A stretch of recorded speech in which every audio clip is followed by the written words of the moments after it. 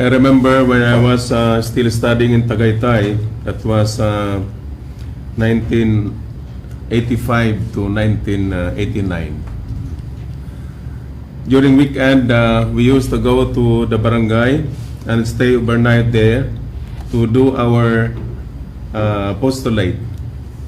That is part of our program.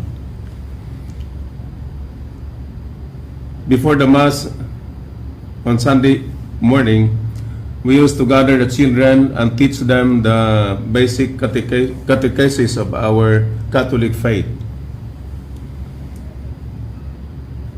Many years after I finished my study in Tagaytay, when I went back there as a priest, ordained priest, there was a guy who came to me and said, "Father, do you still remember me?"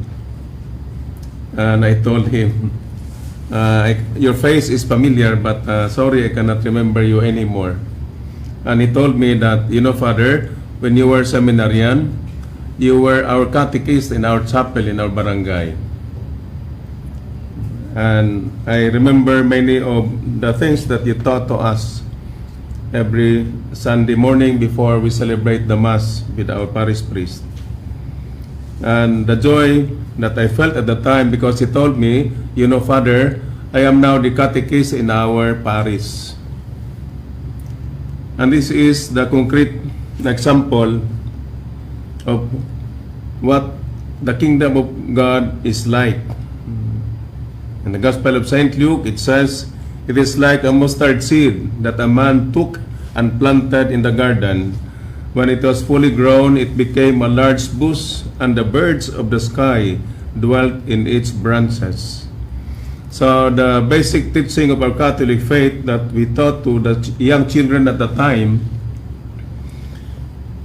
it has grown up in the hearts of the children who were there, and they treasure so much the teaching, and they have grown in faith, and they are now active members of their parish, and even they became catechists.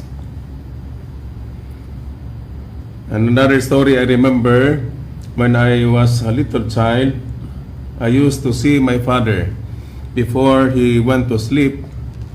He made the sign of the cross, and he closed his eyes and even blessed the banig before siya mag-lie down. And every night, I saw him doing it as a little child. And it really registered in my mind, he was praying before he went to sleep. So that was a kind of planting the seed in my heart that I believe, because of that experience, I decided to become priest.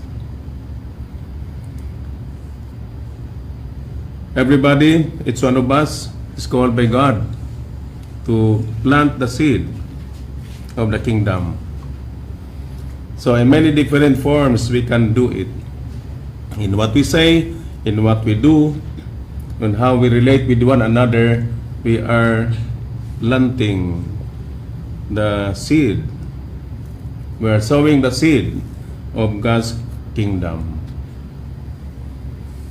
So we try our best, my brothers and sisters, that we can be instruments of allowing the kingdom of God be founded in our midst through the words, the actions that we do to one another.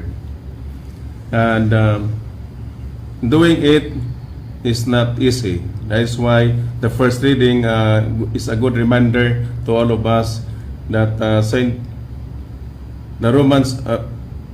from the Romans, it says, "Brothers and sisters, I consider that suffering of this present time are as nothing compared with the glory to be revealed for us."